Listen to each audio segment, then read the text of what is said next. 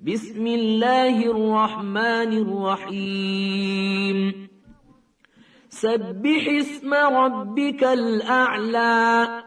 الذي خلق فسوى والذي قدر فهدى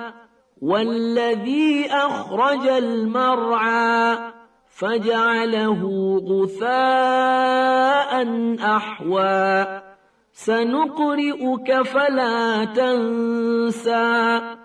إلا ما شاء الله إنه يعلم الجهر وما يخفى ونيسرك لليسرى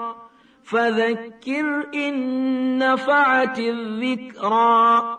سيذكر من يخشى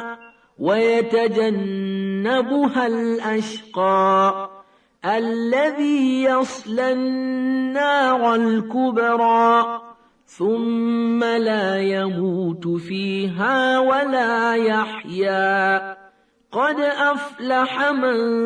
تزكى وذكر اسم ربه فصلى